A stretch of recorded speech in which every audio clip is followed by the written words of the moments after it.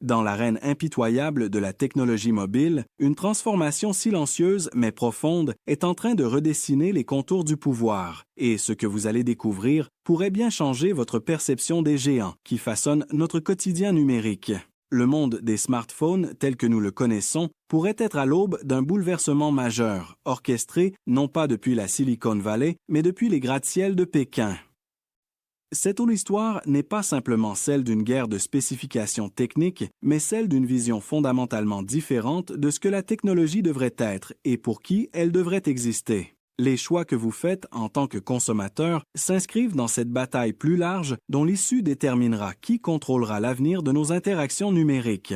Avant de plonger plus profondément dans cette analyse qui risque de remettre en question vos certitudes sur l'industrie technologique, prenez un instant pour rejoindre notre communauté d'observateurs avisés en vous abonnant à notre chaîne et en activant la cloche des notifications, car chaque nouveau membre renforce notre capacité à décrypter les enjeux qui façonneront notre monde de demain.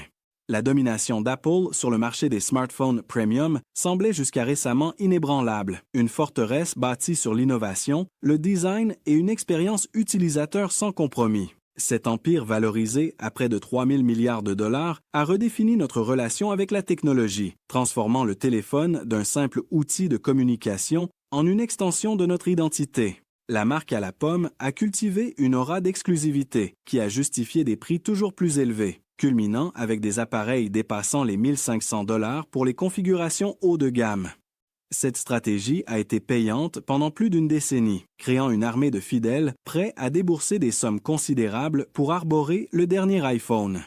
Mais pendant qu'Apple perfectionnait son modèle basé sur l'exclusivité et le prestige, un acteur chinois adoptait une approche radicalement différente qui commence aujourd'hui à porter ses fruits.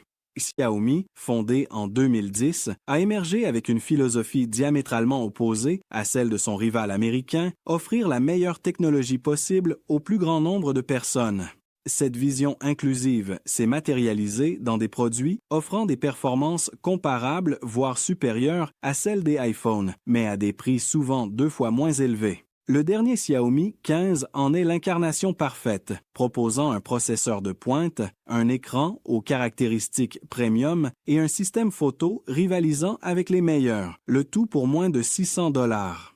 Cette stratégie n'est pas simplement une question de prix bas, mais d'un rapport qualité-prix qui remet en question la légitimité même des tarifs pratiqués par Apple. Au-delà des smartphones, Xiaomi a déployé un écosystème complet et cohérent d'appareils connectés, des montres intelligentes aux purificateurs d'air, en passant par les téléviseurs et même les voitures électriques.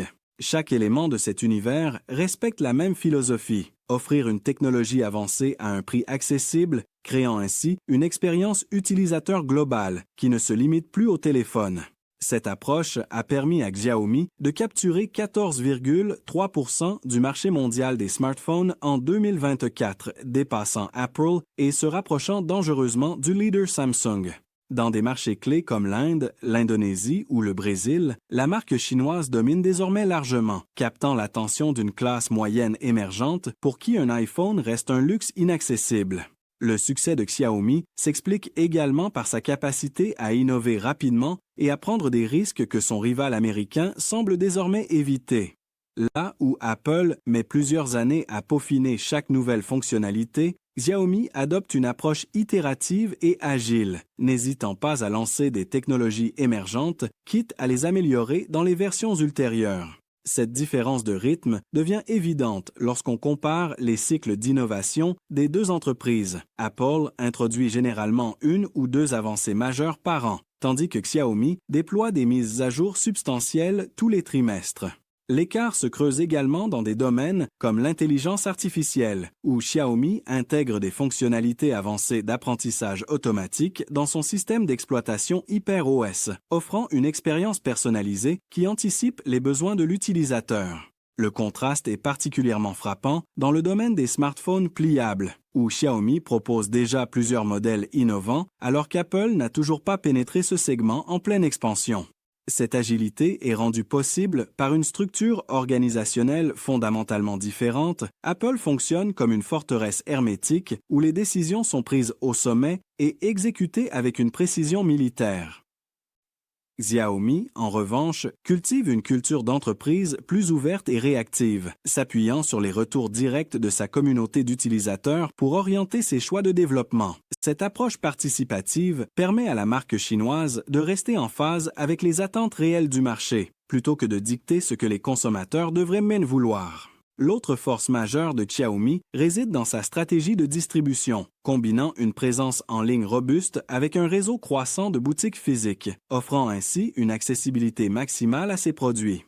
Apple, avec son réseau d'Apple Store luxueux mais limité géographiquement, peine à toucher les consommateurs en dehors des grands centres urbains des marchés développés. Cette différence d'approche se reflète également dans la politique de services après-vente. Xiaomi a développé un réseau mondial de centres de réparation accessibles, quand Apple maintient un contrôle strict sur les réparations de ses produits, souvent à des coûts prohibitifs. La question de la réparabilité devient d'ailleurs un enjeu croissant dans un monde de plus en plus conscient des défis environnementaux. Et sur ce terrain, Xiaomi semble mieux positionné que son concurrent. Les conséquences de ces divergences stratégiques commencent à se manifester dans les résultats financiers des deux entreprises. Xiaomi a enregistré une croissance de 20% de son chiffre d'affaires en 2024, quand Apple peine à maintenir une progression de 3% sur ses ventes d'iPhone. Cette tendance divergente s'explique en partie par la saturation des marchés matures où Apple est historiquement fort, combinée à une incapacité à pénétrer efficacement les économies émergentes, où se trouve désormais la croissance. Dans un contexte d'incertitude économique mondiale et d'inflation persistante, la proposition de valeur de Xiaomi résonne particulièrement auprès des consommateurs soucieux de leur pouvoir d'achat. La marque chinoise ne se contente pas de proposer des alternatives moins chères, elle remet en question la notion même de premium en démontrant qu'excellence technique et prix élevé ne sont pas nécessairement corrélés. Cette démocratisation de la technologie haut de gamme constitue peut-être la plus grande menace pour Apple, dont le modèle économique repose largement sur des marges confortables justifiées par une perception d'exclusivité. Le défi pour Apple ne se limite plus à simplement innover plus rapidement, mais à repenser fondamentalement son approche du marché et sa proposition de valeur dans un écosystème technologique en profonde mutation. La firme de Cupertino dispose certes d'atouts considérables pour relever ce défi, à commencer par une réserve de trésorerie de plus de 160 milliards de dollars, qui lui confère une marge de manœuvre incomparable. Sa réputation d'excellence en matière de protection de la vie privée et de sécurité constitue également un avantage significatif face aux préoccupations croissantes des consommateurs dans ces domaines. L'écosystème logiciel d'Apple, avec iOS, macOS et ses services associés, reste par ailleurs un facteur de fidélisation puissant pour sa base d'utilisateurs existante. Mais ces forces suffiront-elles à contrer la montée en puissance de Xiaomi et d'autres concurrents adoptant des approches similaires? La réponse dépendra largement de la capacité d'Apple à s'adapter à un paysage concurrentiel radicalement transformé. La firme américaine devra peut-être envisager une stratégie de segmentation plus agressive, avec des appareils véritablement accessibles au plus grand nombre sans compromettre l'expérience qui fait sa réputation. Elle devra également accélérer son rythme d'innovation et prendre davantage de risques pour maintenir son image de leader technologique, quitte à accepter occasionnellement l'imperfection au profit de l'audace. De son côté, Xiaomi fait face à ses propres défis dans sa quête pour devenir le leader incontesté du marché mondial des smartphones. La marque chinoise doit encore consolider sa présence sur les marchés occidentaux, où les préoccupations concernant la protection des données et les relations géopolitiques complexes créent des obstacles significatifs.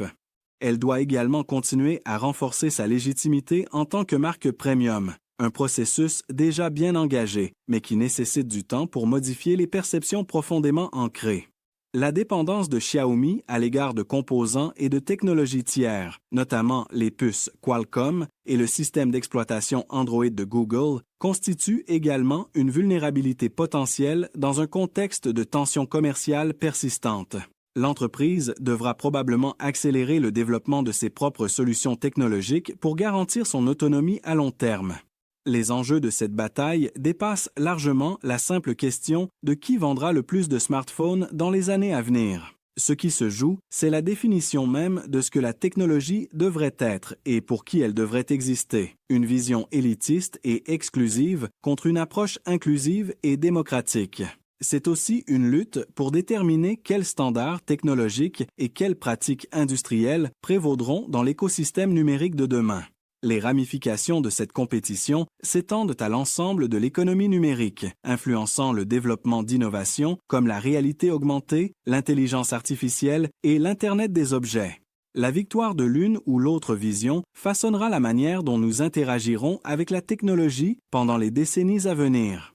Pour les consommateurs, cette intensification de la concurrence apporte déjà des bénéfices tangibles sous forme d'innovation plus rapide et d'un meilleur rapport qualité-prix. Elle oblige l'ensemble de l'industrie à se réinventer et à proposer des produits qui répondent véritablement aux besoins des utilisateurs plutôt qu'aux impératifs de maximisation des profits à court terme.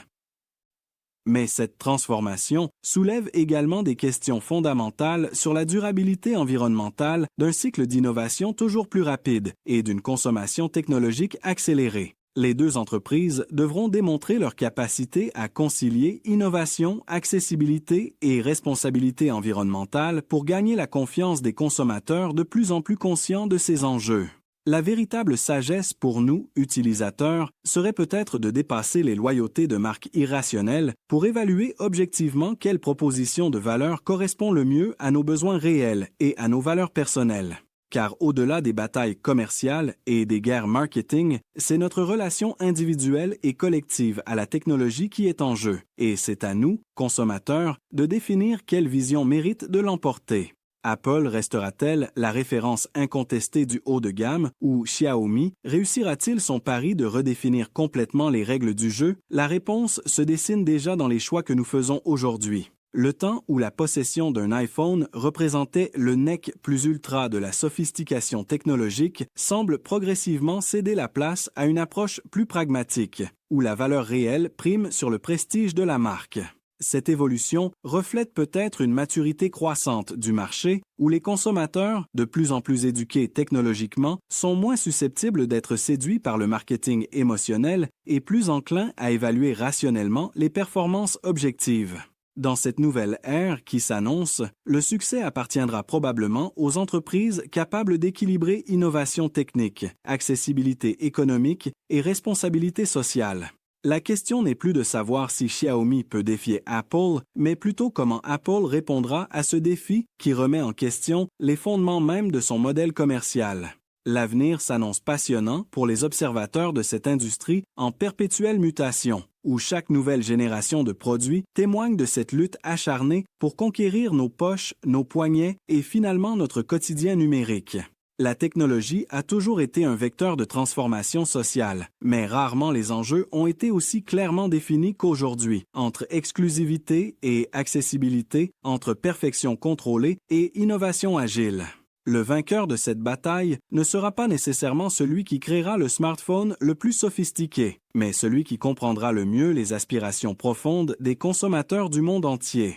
Et vous, de quel côté de cette révolution technologique vous situez-vous? Préférez-vous l'approche exclusive d'Apple ou la vision démocratique de Xiaomi? Partagez votre opinion dans les commentaires et continuez à suivre notre chaîne pour ne rien manquer des développements futurs de cette fascinante rivalité qui redéfinit notre relation